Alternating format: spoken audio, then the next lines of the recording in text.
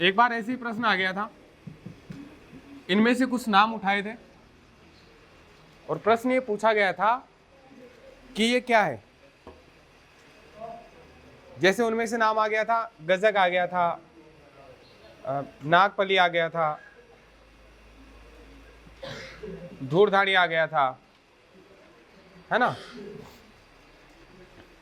गजनी,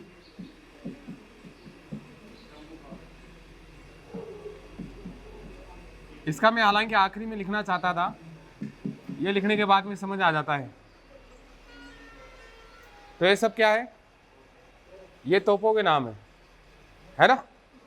ये सब के सब किसके नाम है? तोपों के नाम है। हाँ, क्या हुआ? इधर लिखूं? इधर दिखाई नहीं दे रहा? ये सब के सब किसके नाम है? तोपों के नाम है। और ये सारी की सारी तोपें किसमें है? कहाँ पर है ये? मेहरानगढ़ में। इनके नाम लिख लो बस, गजक, गुब्बारा, बादली, नागफली, धूर्धानी, कड़क बिजली, ठीक है ना, गजनी। अब गजनी के बारे में आ जाए तो आप इतिहास वो पूरी हिस्ट्री लिख के आ जाओ गजनी की, तो है ना, हर 15 मिनट में भूल जाया करता था। 15 मिनट थी या ज़्यादा थी? 15 मिनट थी या ज़्यादा कम थी? हाँ, किलकिला भी है, हाँ खूब सारी है, वो भी लिखो, किलकिला लिख देता हूँ, वो भी अजीब सा नाम है।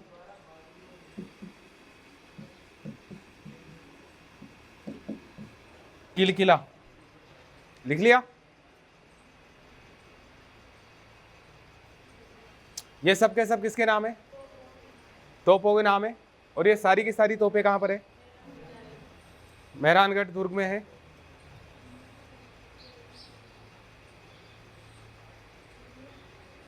लिख लिया? तोपों के नाम है, याद रख लेना इनको, है ना। इनमें नाम पूछे गए थे, ये क्या है, ठीक है ना। इस तरह से नाम, मतलब ये नाम देके कुछ नाम, 2-4 नाम देकर यही पूछा गया था कि ये चीज़ क्या है। जैसे मान लो गजक आ जाए, नागपली आ जाए, धूर्धानी आ जाए, और आपसे पूछ ले क्या है, तो आप लोग सोचोगे खाने की चीज़ें हैं, धानी हम खाते हैं। क्या पता कोई इससे थोड़े हम लोगों ने नहीं खाई होगी धानी का एक प्रकार, कौन सा होगा? धूर्धानी होगा।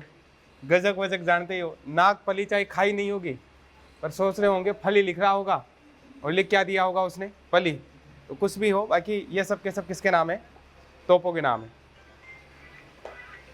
कौन सा पढ़ा रहा था? गागरोन। गागरोन कहाँ पर है? झालावाड़ में।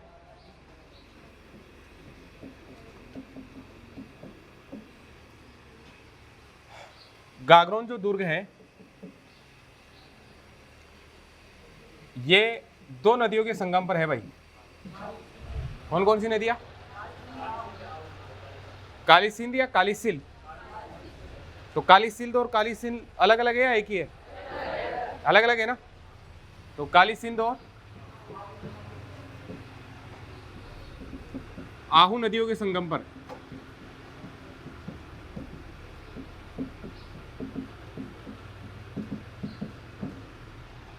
काली सिंध और कौन सी नदियों के संगम पर है?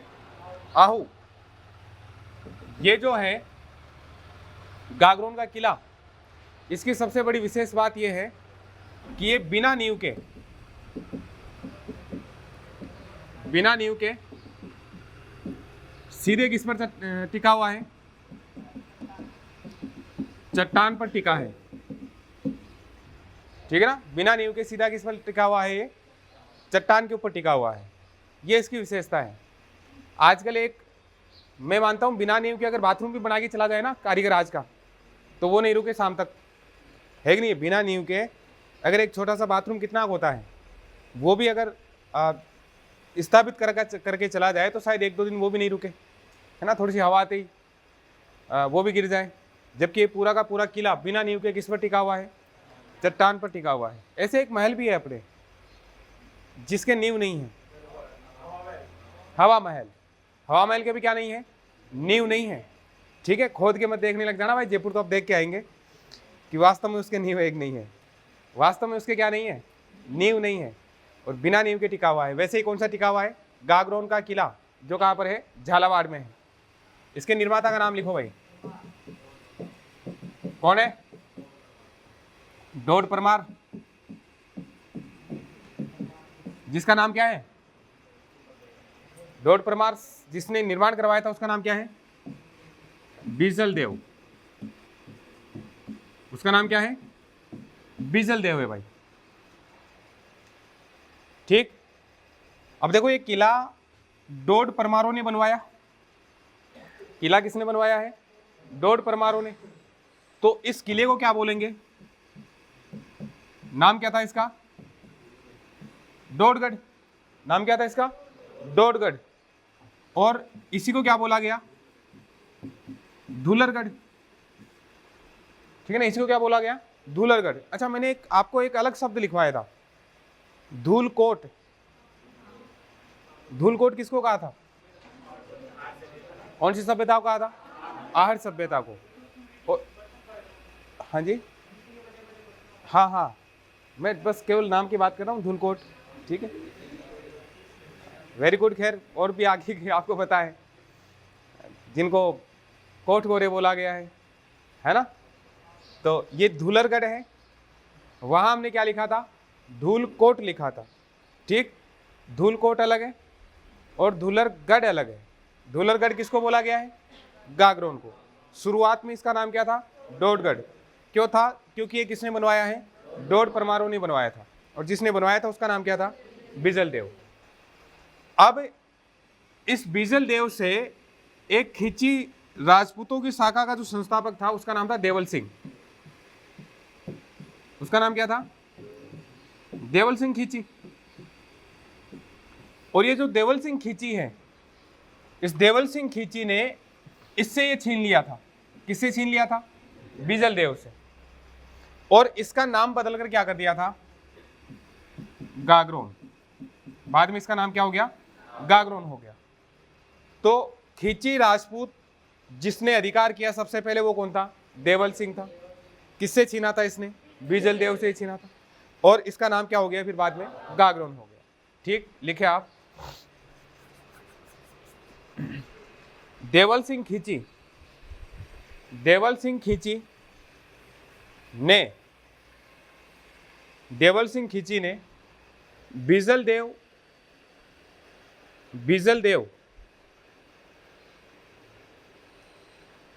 से गागरोन छीना। सॉरी, हाँ, गागरोन छीना लिख लो आप तो, गागरोन छीना। बाद में आप इसका नाम क्या हो गया था? गागरोन हो गया। और किसने मतलब छीन लिया था? देवल सिंह खिची ने छीन लिया था। लिख लिया यहां तक। इसका एक नाम और था, हालांकि हम बाद में पढ़ेंगे, लेकिन फिर भी आप लिख लेना, इसका एक अन्य नाम और आएगा, मुस्तफाबाद।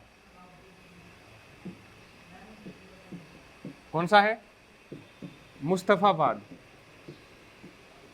है ना। इसी दुर्ग का एक अन्य नाम कौन सा होगा? मुस्तफाबाद। और ये मुस्तफाबाद नाम किसने दिया था? महमूद खिलजी प्रथम ने।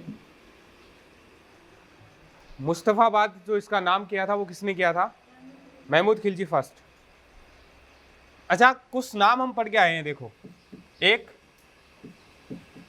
खिजराबाद। खिजराबाद कौन है? खेराबाद, जालोर या सिवाना? जलालाबाद, मोहम्मदाबाद, मोमिनाबाद। यार एक चीज बता दो, ऐसे नहीं है मैं अभी और लिखूं, नहीं नहीं अब ये है आमेर, ऐसे नहीं चलता। मोमिना, बहादुर शाह प्रथम 1707 मोमिनाबाद नाम कर दिया, गुड। फिर ये कौन है ना? जलालाबाद, जालोर, खेराबाद, सिवाना, खिजराबाद, मुस्तफाबाद, गागरोन और मोहम्मदाबाद। पढ़ाया था मैंने आपको, जब इतिहास में पढ़ा रहा था उस समय मैंने आपको पढ़ाया है। ऐसे कितने विद्यार्थी हैं जो इतिहास से अनभिज्ञ हैं? अनभिज्ञ थोड़ी रहोगे हमेशा ही। चलो, तो आप ये बता दीजिए कि ये मैंने पढ़ाया था या नहीं पढ़ाया था? महाराणा प्रताप पढ़ा रहा होगा, मैंने पढ़ाया होगा। और याद करो, अंतिम जो सैनिक अभियान भेजा गया था महाराणा प्रताप के विरुद्ध, अरे रुक जाओ काकाओ, इतना जल्दबाजी मत रखा करो। मैं तो ये पूछ रहा हूं कि महाराणा प्रताप के विरुद्ध अकबर ने अंतिम अभियान के तौर पर किसको भेजा था? अच्छा, 1585 84 में नहीं भेजा? जगन्नाथ कछवा, जिसने उदयपुर पर अधिकार कर लिया था, किया था कि नहीं किया था? और नाम बदलकर क्या कर दिया था? मोहम्मदाबाद। और फिर उसके बाद में महाराणा प्रताप ने अपने इधर ये जो टोंक के आसपास का क्षेत्र, जो मालपुरा वाला क्षेत्र है, इस पर अधिकार किया था। यहाँ पर एक तालाब का निर्माण करवाया था, झालरा तालाब, और यहीं पर एक मंदिर बनवा दिया था, नीलकंठ महादेव मंदिर। याद आ रहा है क्या कुछ? ठीक है ना। फिर चलिए, खैर, बाकी इसका नाम क्या कर दिया गया? मुस्तफाबाद। अब इस किले में 2 साके होंगे भाई। ये जो किला है इसमें कितने साके होंगे? 2।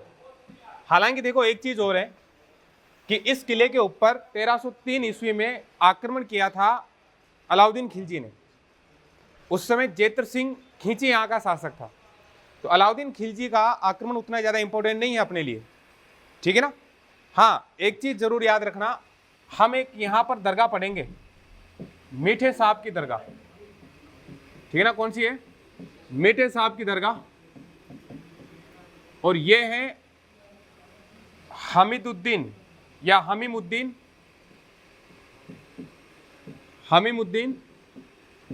चिश्ती, ठीक है ना। ये जो दरगाह है वो किसकी है? हमीमुद्दीन चिश्ती की दरगाह होगी। ये हमीमुद्दीन चिश्ती जो थे खुरासान के निवासी थे। ये कहाँ के निवासी थे? खुरासान। और खुरासान से गागरोन आए थे, और जिस समय ये गागरोन आए थे उस समय शासक जेतर सिंह खींची था, ठीक है ना भाई। जिस समय हमीमुद्दीन चिश्ती खुरासान से यहाँ आए थे, गागरोन आए थे, उस समय यहाँ का शासक कौन था? जेतर सिंह खींची था। और उसी जेतर सिंह खींची के समय अलाउद्दीन खिलजी ने किस पर आक्रमण किया था? चित्तौड़ पर आक्रमण किया था। ज्यादा हो गया क्या? अरे ज्यादा हो गया क्या? आप इतना सा ध्यान रखना, मीठे साहब की दरगाह कहाँ है, बस ये ध्यान रखोगे, बाद में हम बात कर लेंगे इसकी। तो उसी समय लिखवाता हूँ। चलो, फिर तुम बावड़े हो जाते हो क्योंकि इतिहास तुम्हारा पढ़ा हुआ है नहीं, और इतिहास पढ़ा हुआ नहीं होता। जब कला संस्कृति में हम आगे की बात कर लेते हैं तो तुम लोग ये देखते हो कहाँ से निकल के आए हैं, तो थोड़ी सी दिक्कत होती है। देखो, चलो अब देखो, इसमें जो साके हुए, ये साके कितने हुए? 2। एक साका होगा इसमें 1423 में। अच्छा, आपने संत पीपा का नाम सुना है? ये तो सुना ही होगा, जो दर्जी समुदाय का क्या है? आराध्य देवता है दर्जी समुदाय के। संत पीपा का नाम था प्रताप सिंह था। और ये कहाँ के शासक थे? गागरोन के शासक थे। संत प्रताप सिंह जो थे वो कहाँ के शासक थे? गागरोन के। और प्रताप सिंह ने राजपाट छोड़कर वो कहाँ चले गए थे? वृंदावन चले गए थे। और वृंदावन जाकर रामानंद के शिष्य थे। जब हम लोग संत संप्रदाय पढ़ेंगे उस समय आपको बताएंगे, रामानंद के शिष्य होते हैं। और वहां जाने के बाद में उन्होंने क्या कर लिया था? दर्जी वृत्ति अपना ली थी, यानी कपड़े अपड़े सिलने लग गए थे वो। तो संत पीपा वही प्रताप सिंह है जो कहाँ के शासक थे? गागरोन के शासक थे। और संत पीपा की छतरी जहां पर मिलेगी वो भी कहाँ मिलेगी अपने को? गागरोन में मिलेगी, ठीक। तो संत ये पीपा थे, प्रताप सिंह जो थे, प्रताप सिंह के पुत्र थे अचलदास खींची। प्रताप सिंह के पुत्र कौन थे? अचलदास खींची। तो पहला जो साका होगा वो किसके समय होगा? अचलदास खींची के समय,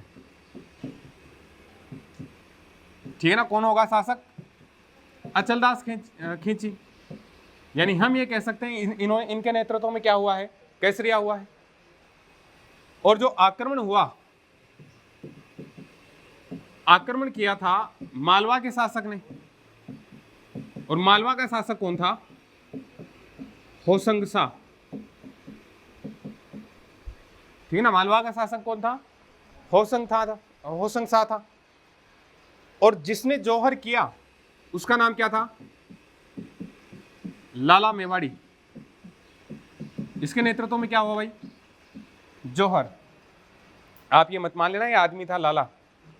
लाला मेवाड़ी जो है इसकी रानी का नाम था। अचलदास खींची की रानी का नाम क्या था? लाला मेवाड़ी था। ठीक, इसको मेवाड़ी इसलिए बोला गया था क्योंकि ये मेवाड़ की थी। कहाँ की थी ये? मेवाड़ की। और मेवाड़ में भी ये मोकल की पुत्री थी। किसकी पुत्री थी? किसकी बहन थी ये? यहां दिक्कत हो जाती है। किसकी बहन थी? कुंभा की बहन हुई ना। अरे कुंभा किसका पुत्र था? मोकल का। लाला मेवाड़ी किसकी पुत्री है? तो कुंभा और ये जो है लाला मेवाड़ी आपस में क्या है? भाई बहन है। नहीं बताना पड़ेगा ऐसे तो ये लाला मेवाड़ी किसकी पुत्री है भाई? मोकल की पुत्री है। और किसकी बहन है? कुंभा की बहन है। अच्छा, आप भी जानते हो कुंभा जैसा भाई किसी बहन के हो तो वो पूरी दादागिरी कर सकती है या नहीं कर सकती? कर सकती है ना, चाहे ससुराल हो चाहे पियर हो, है ना। भाई हो तो कुंभा जैसा हो, या महाराणा प्रताप जैसा हो, या राणा सांगा जैसा हो, है ना, या कल्लार रायमलोत जैसा हो, जो पहले लिखवा के आए कि कैसे लड़ना है बता दे, वैसे ही लड़ूंगा, है कि नहीं है। तो ये जो थी लाला मेवाड़ी, ये किसकी बहन है? कुंभा की बहन है। एक छोटी सी कहानी है, इसका नाम याद रह जाएगा आपको, क्योंकि तुम्हें कहानी याद हो जाती है। ये कहानी आपको क्यों सुनाई जाती है पता है? तुम्हें कहानी याद होती है। जैसे आप मूवी देखते हो, एक मूवी को एक ही बार देखते हो और ज़्यादा गौर करके याद भी नहीं करते हो, लेकिन सारों के नाम याद हो जाते हैं तुम्हें, ठीक है ना। सबके नाम याद हो जाते हैं एक बार में। क्यों याद हो जाते हैं पता है? क्योंकि आपने कभी याद करने की कोशिश ही नहीं की, बस पूरे इंटरेस्ट के साथ देखा था, बस ये था, और कुछ नहीं किया था आपने विशेष तौर से। ये कहते हैं कि लाला मेवाड़ी का विवाह कहते क्या है हुआ था अचलदास खींची के साथ। तो अचलदास खींची के साथ जब लाला मेवाड़ी का विवाह हुआ तो लाला मेवाड़ी ने मना कर दिया कि अब एक ही रानी होगी, वो कौन होगी? मैं। अब अचलदास खींची की इतनी हिम्मत है क्या जो कुंभा की बहन के साथ में पंगा ले? ऐसा नहीं हो सकता ना। अचलदास खींची ने कहा कि चलो ठीक है, आप कह रहे हो तो वैसे मुझे तो कोई टाइम तो है नहीं, देखो 2-4 विवाह करने का, बाकी लॉकडाउन में एक ही हो जाए तो खूब बड़ी बात है। तो कुल मिला के बात यह है कि इसकी रानी केवल एक थी, और वो कौन थी? लाला मेवाड़ी। बीकानेर के जांगलू से एक बार कोई गायक परिवार, वो भी भाई बहन थे ये कहते हैं, एक लड़की थी एक लड़का, यानी भाई बहन जो थे, वो इस अचलदास खींची के दरबार में पहुंचे और उस लड़की ने बड़ा जोरदार गाना गाया, रानू मंडल की तरह। तो अचानक किसको ताजुब हुआ? कुंभा को, वो सॉरी अचलदास खींची को। जैसे बॉलीवुड वालों को अचंभा हुआ था कि एक रेलवे स्टेशन बैठी हुई महिला कितना सुंदर गाना गा रही है, वैसे ही किसको ताजुब हुआ? अचलदास खींची को। अचलदास खींची ने कहा कि आपके जो बीकानेर है वहाँ की जो लड़कियाँ होती है वो हर गुण में क्या होती है, मतलब हर गुण उनमें होता है। 36 गुण मानते हैं? 36 गुण मानते हैं ना? 72 गुण तुम्हारे में होते हैं, ये मान के चलो। ये सारी बात किसने कही? अचलदास खींची ने कही। ये सब बात बोलने के बाद में कहते हैं कि जो गाना गाने वाली थी, वो रानू मंडल जो आई थी, उसने ये कहा कि यदि आपको बीकानेर की लड़कियां इतनी पसंद है तो आप बीकानेर की किसी राजकुमारी से विवाह क्यों नहीं कर लेते? अचलदास खींची ने कहा कि हाँ वो देख रहा हूँ, लेकिन ऐसी कोई मिली नहीं। अब वो ये थोड़ी बोल दे कि मैं पहले किससे डरता हूँ मैं, तो लाला मेवाड़ी से। एग्रीमेंट किससे हुआ है मेरा? लाला मेवाड़ी से। लाला मेवाड़ी किसकी बहन है? कुंभा की। तो वो जच्ची नहीं, बाकी करने को तुम्हें भी था। उसने फिर बीकानेर की जांगलू की राजकुमारी का वर्णन किया कि आप एक बार हमारी राजकुमारी को देखिए, और इस संसार में शायद उसके जैसी तो आपको नहीं मिलेगी। तो अचलदास खींची ने कहा कि एक बार डीपी है तो दिखा दो साहब, फोन ऑन में है। तो उसने दिखा दिया कि ये है साहब। दिखाने के बाद में वो राजकुमारी किसको पसंद आ गई? अचलदास खींची को पसंद आ गई। लेकिन ब्याह करे तो कैसे करे, क्यों, कौन बैठी है सामने, लाला मेवाड़ी। लाला मेवाड़ी का खतरनाक भाई कौन है, कुंभा। कुंभा हमने पढ़ाई है, कुंभा योग्य था, शक्तिशाली था, अपने समय का सबसे शक्तिशाली शासकों में से एक कौन था, कुंभा था। दरबार में मजे लेने लगे उनके जाने के बाद में कि यार फालतू बात करता है वो, लाला मेवाड़ी का डर लगता है, बिना मतलब की बात करता रहता है बैठा बैठा। अब अचलदास खींची को लगने लगा कि यार ये बात खराब हो रही है। तो अचलदास खींची ने ये कहा कि उस लड़की से कहा कि चलो हम शादी करते हैं, लेकिन 1-2 दिन रुको। लाला मेवाड़ी के पास में गए, लाला मेवाड़ी को जाकर कहते हैं कि एक रिक्वेस्ट है।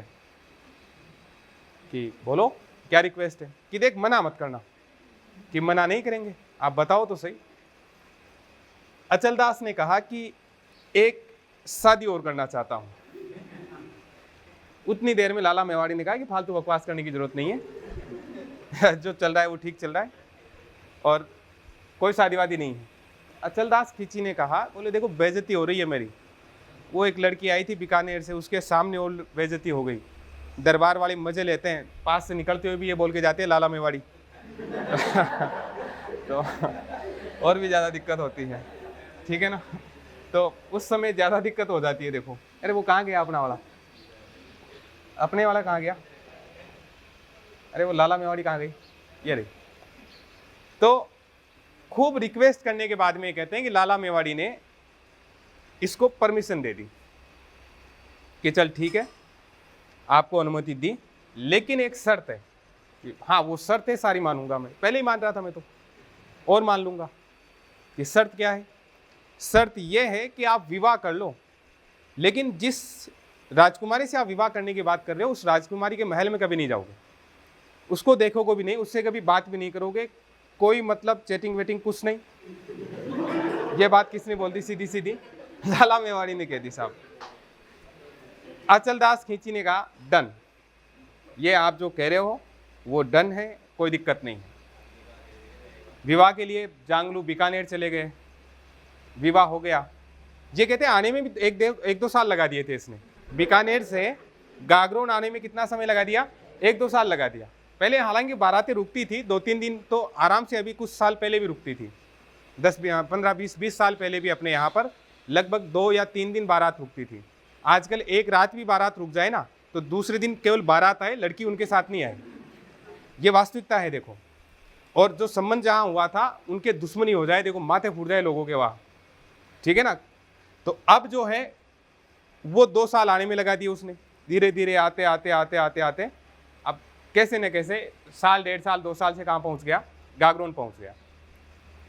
गागरोन आने के बाद में कंडीशन वही थी कि किससे बात नहीं करेंगे, जो जांगलू की राजकुमारी है उमादेव उसका नाम था। उमादेव एक और आई थी अपने यहाँ, रूठी रानी, आपको याद हो तो, वो रूठी रानी अलग है मालदेव वाली, वो भी हालांकि बीकानेर के लूनकरण की पुत्री थी। वो उमादेव किसकी पुत्री थी, बीकानेर के लूनकरण की।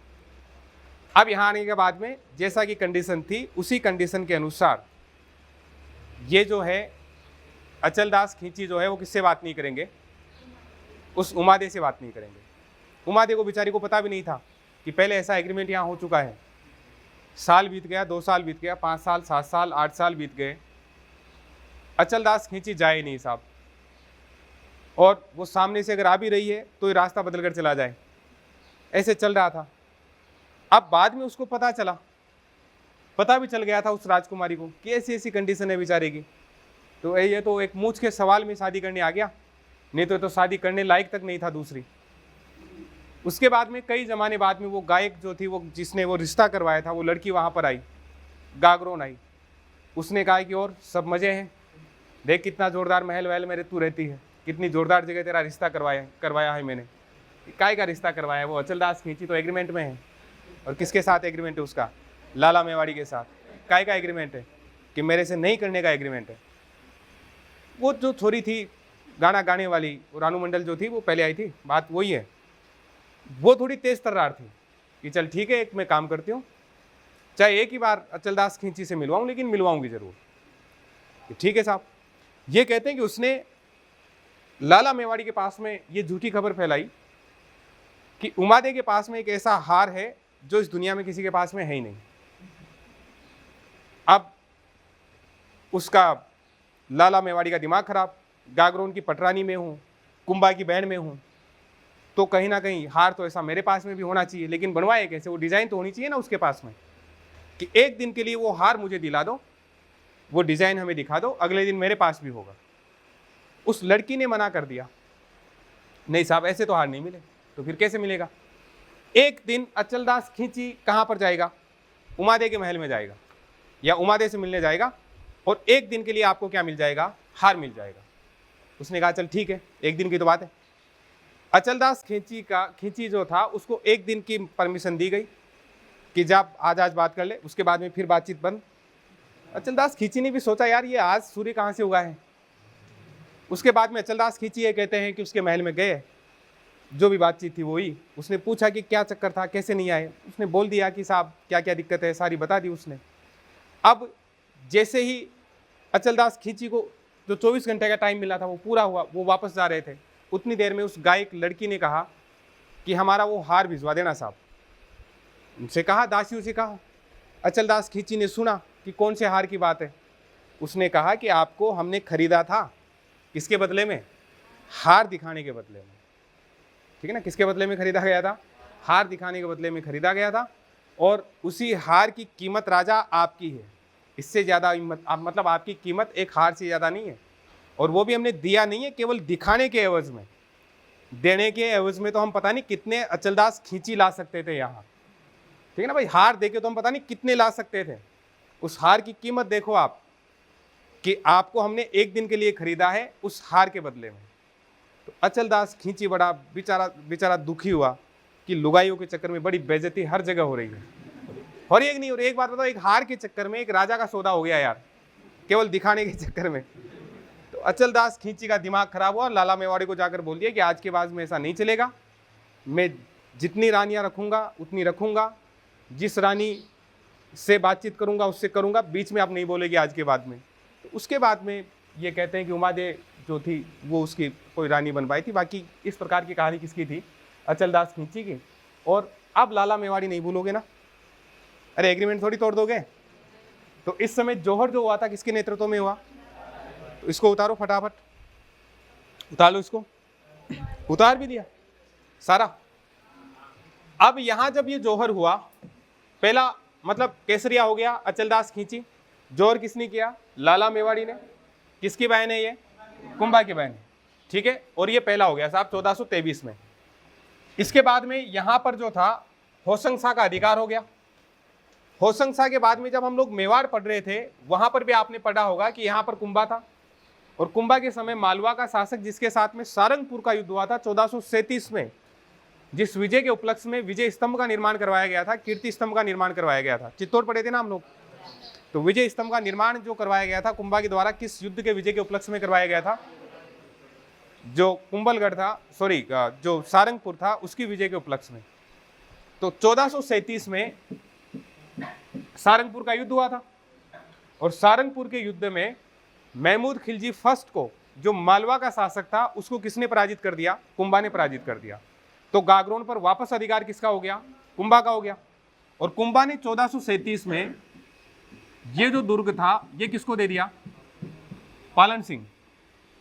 किसको दे दिया? ये पालन सिंह को दे दिया। किसने दिया? ये कुंभा ने। ठीक है ना, कुंभा ने किसको दे दिया? पालन सिंह को। पालन सिंह कौन था? ये पालन सिंह था लाला मेवाड़ी का पुत्र। किसका पुत्र था? तो कुंभा का क्या लगा? कुंभा का भांजा लगा। भाई कुंभा का तो भांजा हो गया, तो पालन सिंह को दे दिया साहब ये। तो पहले अचलदास खींची के समय होशंग शाह ने आक्रमण किया, अधिकार हो गया, और फिर कुंभा ने महमूद खिलजी फर्स्ट को पराजित किया, गागरोन पर अधिकार कर लिया। और गागरोन जो था कुंभा ने किसको दे दिया? पालन सिंह को दे दिया। और पालन सिंह कौन है? लाला मेवाड़ी का पुत्र है, यानी हम ये कह सकते हैं पालन सिंह किसका भांजा है? कुंभा का भांजा है। अब इसको मिल गया साहब। फिर 1444 में हमारी बात हुई थी कि उसको 6 महीने बंदी बना के रखा गया था, उसके बाद में वापस छोड़ दिया था। तो बार बार आक्रमण कौन कर रहा था? महमूद खिलजी कर रहा था। तो 1444 में इसका दूसरा साका होगा। पहला साका हमने पढ़ा ही है अभी। दूसरा साका जो होगा वो कब होगा? 1444 में। और आक्रमण कौन करेगा इसमें? आक्रमण किसका होगा? महमूद खिलजी फर्स्ट का आक्रमण किसका होगा? महमूद खिलजी फर्स्ट का। केसरिया किसके नेतृत्व में हुआ? अरे किसके नेतृत्व में होगा? पालन सिंह। केसरिया किसके नेतृत्व में? पालन सिंह। और जौहर का कोई नाम, रानी का नाम नहीं मिलता है, बाकी जौहर हुआ जरूर था। ठीक है, तो केसरिया जिसके नेतृत्व में हुआ था वो किसके नेतृत्व में हुआ? पालन सिंह। और जौहर भी हुआ था। यहाँ जौहर किसी रानी का विशेष नाम नहीं मिलता है, इस कारण से नहीं लिखवा रहा। नहीं, बाकी ये मत कर देना कि जैसे जैसलमेर के 2.5 साके तो यहाँ गागरोन के 1.5 साके करके आ जाओ, है ना, कि जौहर आपको लिखवा है नहीं ना, तो इसलिए कि शायद आपके दिमाग में ऐसी बात हो। जौहर यहाँ हुआ था। ठीक, लिख लिया ना दूसरा। और इसी महमूद खिलजी ने इस गागरोन का नाम बदलकर क्या किया था? मुस्तफाबाद। क्या किया था इसने? मुस्तफाबाद। अभी जब हमने शुरू में बात की थी, इसकी बात की थी ना, इसका अन्य नाम कौन सा बताया था? मुस्तफाबाद। और ये मुस्तफाबाद नाम किसने रखा था? महमूद खिलजी ने। याद आ गया क्या ये?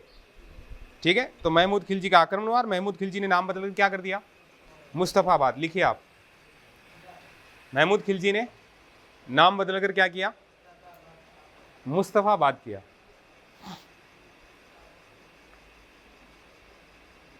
लिख लिया?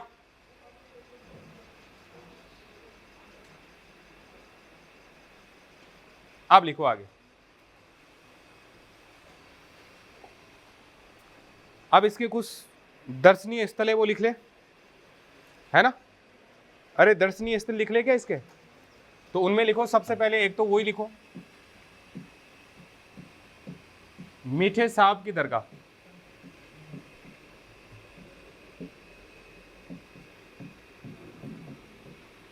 मीठे साहब की दरगाह। मलिक शाह की दरगाह कहां पर है? मलिक शाह, मलिक शाह की दरगाह कहां पर है? कौन से किले में लिखवाई थी मलिक शाह? हाँ जी, जालोर।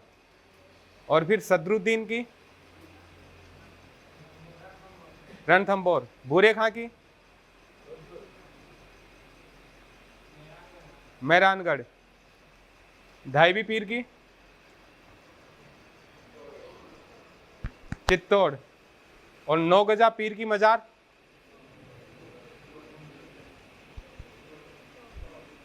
बेटा इनको याद करो, ये लिखवाने से कुछ नहीं होगा, ठीक है ना। इनको याद करोगे तो काम होगा। 9 गजा पीर की मजार कहां पर है? और 9 गजा जैन मंदिर अलवर में है। ठीक, तो यहां पर कौन सी है? मीठे साहब की दरगाह। और ये दरगाह किसकी है? हमीमुद्दीन चिश्ती। किसकी दरगाह है ये? हमीमुद्दीन चिश्ती की दरगाह है। एक मोइनुद्दीन चिश्ती की दरगाह कहाँ है? अजमेर में है। और हमीमुद्दीन चिश्ती की दरगाह कहाँ पर है? झालावाड़ गागरोन में है। और इसको क्या बोला गया है? मीठे साहब की दरगाह इसको कहा गया, इसका नाम है बस। जैसे हम लोग मोइनुद्दीन चिश्ती की दरगाह को किस नाम से जानते हैं? गरीब नवाज। क्या बोलते हैं? गरीब नवाज। वैसे इसका नाम है। इसी तरह से दूसरा लिखो आप। अभी हमने बात की थी संत पीपा की छतरी। संत पीपा की छतरी,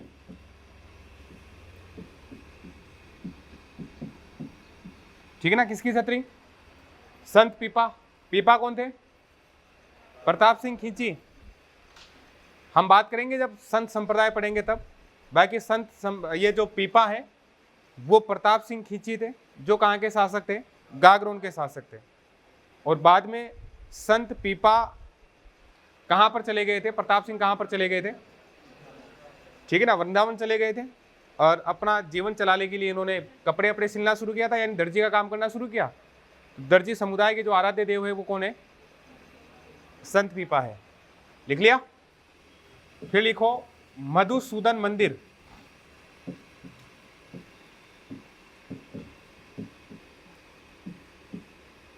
मधुसूदन मंदिर,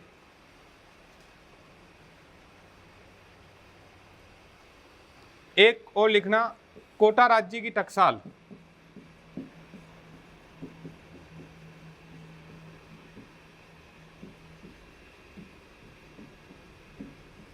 टकसाल जानते हो?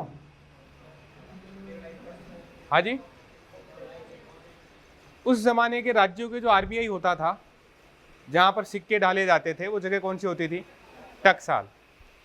ठीक, तो कोटा राज्य की टकसाल कहां पर हुआ करती थी? गागरोन में। एक और लिखो आप, गीद कराई,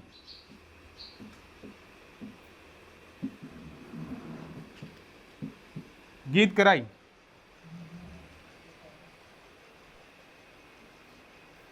ठीक है, ये इंपॉर्टेंट है, गीद कराई भी इंपॉर्टेंट है, ये संत पीपा की छतरी भी इंपॉर्टेंट है, और ये भी इंपॉर्टेंट है ना, क्योंकि हम लोग जब संत संप्रदाय पढ़ते हैं तो अच्छा, इनका संत पीपा का मंदिर कहाँ है? और संत पीपा की गुफा कहाँ है? टोंक टोडा रायसिंह, ठीक है ना। मंदिर कहाँ है इनका? समदड़ी बाड़मेर। संत पीपा का मंदिर कहाँ पर है? समदड़ी बाड़मेर में। संत संप्रदाय पढ़ाएंगे ना, उस समय लिखवा देंगे, खैर ये तो। अब गीद कराई जो है, ये गीद कराई एक ऊंची पहाड़ी है, और यहां से राजनीतिक बंदियों को क्या दी जाती थी? सजा दी जाती थी। गीद कराई क्या थी? एक ऊंची पहाड़ी, और यहां से किसको सजा देते थे? राजनीतिक बंदियों को सजा दी जाती थी। इसमें डैश करके लिख लो, राजनीतिक बंदियों को या कैदियों को सजा दी जाती थी।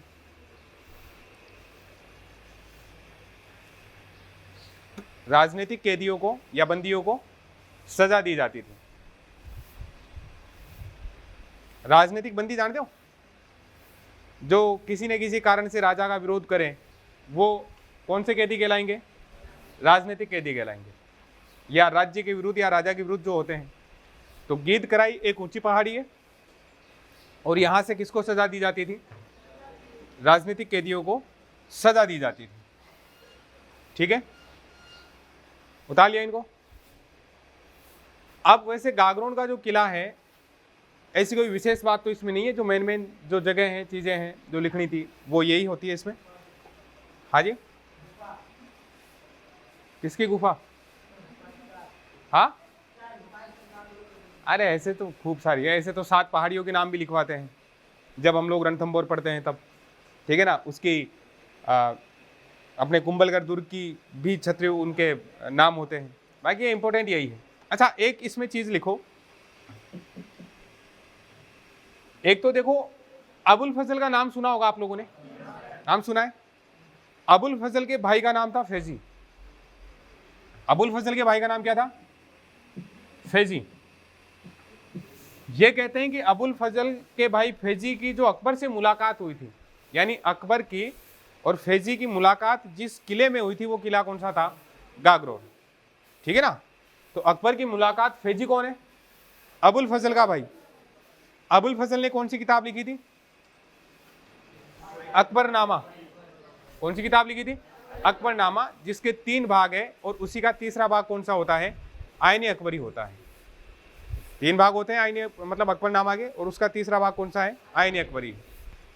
तो अबुल फजल का भाई फैजी जो था, उसकी मुलाकात अकबर से कहां पर हुई थी? ये लाइन लिखे आप, फैजी, फैजी के ब्रैकेट में लिख लेना अबुल फजल का भाई, अबुल फजल का भाई एवं अकबर की मुलाकात, एवं अकबर की मुलाकात।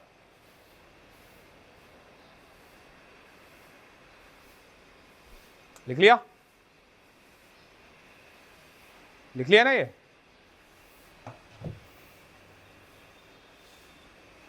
अपने एक व्यक्ति था कुंवर पृथ्वीराज, याद है कुंवर पृथ्वीराज? कुंवर पृथ्वीराज कौन था? बीकानेर का राजकुमार था, और ये भी कहां पर रहता था? कहां पर रहता था ये? अकबर के दरबार में रहता था। जिस कल्ला रायमलोद की बात की थी हमने, उसकी वीरता का वर्णन जो लिखा था वो किसने लिखा था? कुंवर पृथ्वीराज ने लिखा था। इसी प्रकार से महाराणा प्रताप के बीच में और जिसे हम लोग पीथल कहते हैं वो भी कौन है? पृथ्वीराज है। तो कुंवर पृथ्वीराज, जिसको हम लोग किस नाम से भी जानते हैं? तो कन्हैयालाल सेठिया ने जो गीत लिखा है पाथल और पीथल, तो उस गीत का पीथल कौन है? ये कुंवर पृथ्वीराज है, बीकानेर का राजकुमार था। इस कुंवर पृथ्वीराज को अकबर ने गागरोन की जागीर दी थी।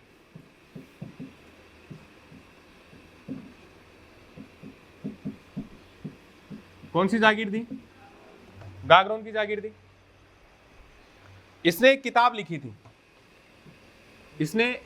लिखी थी, इसके ग्रंथ का नाम क्या था? ग्रंथ कौन सा था इसका?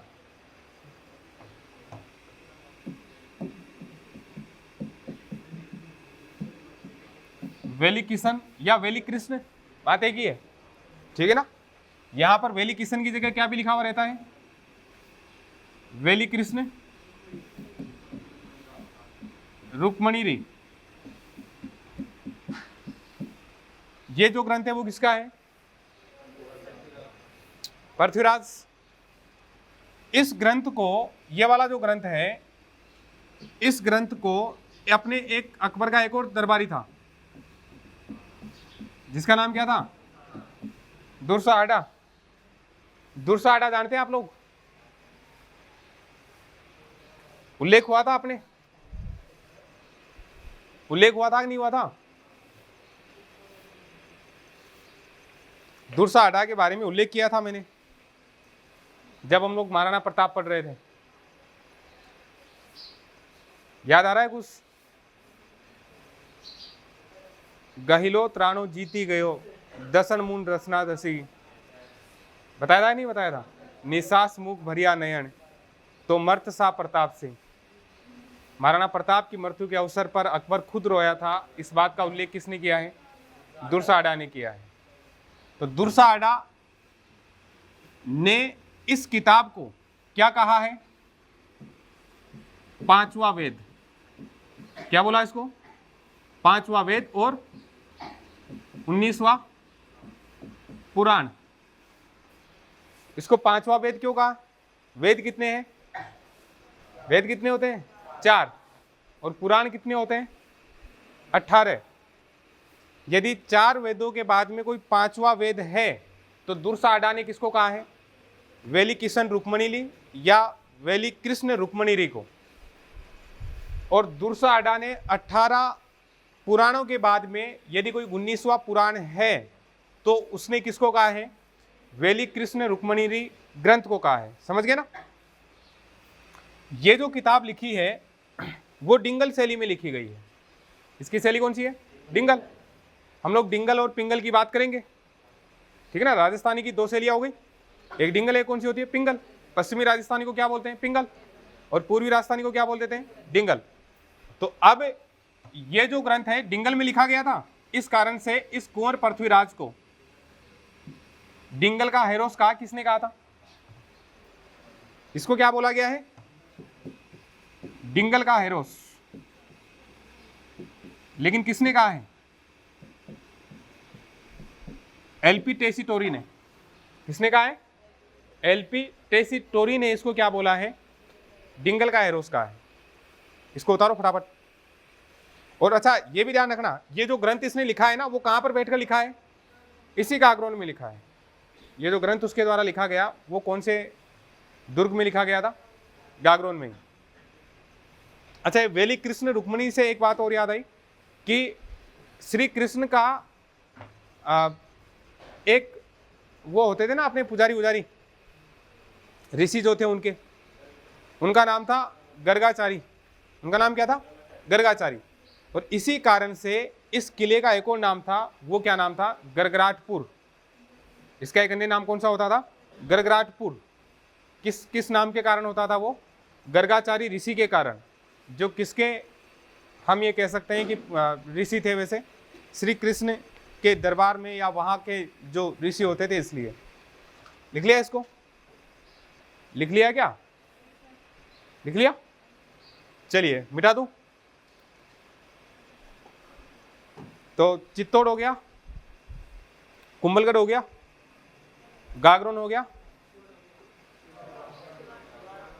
नहीं वो तो अलग चीज है, जैसलमेर, रणथंबोर, रणथंबोर हो गया, आमेर, आमेर लिखो। फिर इनमें तो एक जैसलमेर ही बचेगा ना, 6 किले जो लिखवाए थे आपको शुरू में, जो अपने लिखे थे कि 6 किलों को किसमें शामिल किया गया है, यूनेस्को की वर्ल्ड हेरिटेज साइट में इसको शामिल किया गया है। उनमें केवल कौन से बचेंगे, एक किला बचेगा अपना। तो अब लिखो आप आमेर,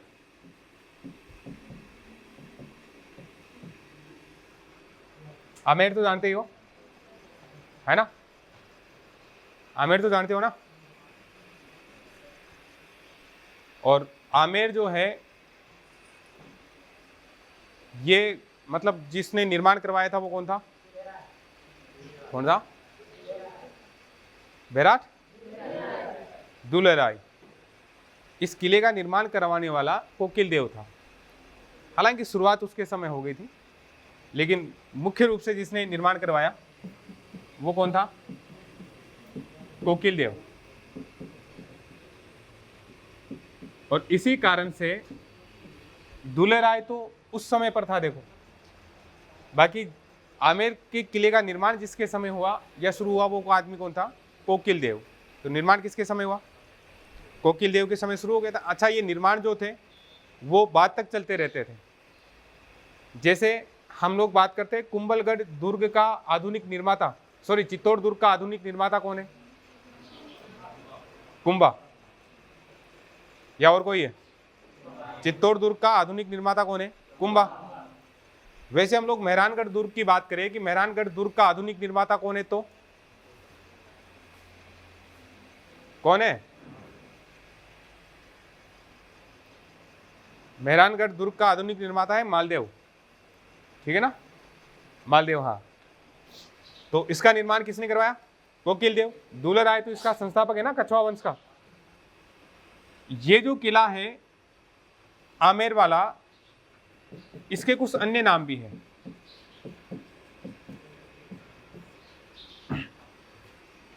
एक तो इसको खोगढ़ भी बोलते हैं, क्या भी बोलते हैं, खोगढ़। इसका निर्माण शुरू किसने करवाया, कोकिल देव ने, इसलिए इसको क्या भी बोला गया है, कोकिलगढ़। अच्छा, अगर कोई नाम आ जाए आपके सामने कालीगढ़, तो अगर आपके सामने नाम आए कालीगढ़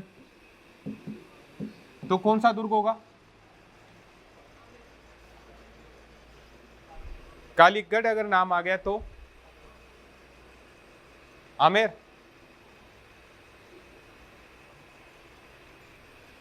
अरे कालीगढ़ नाम आ गया तो गागरोन को ही बोलते हैं, क्योंकि वो किस नदी के किनारे हैं, काली सिंध।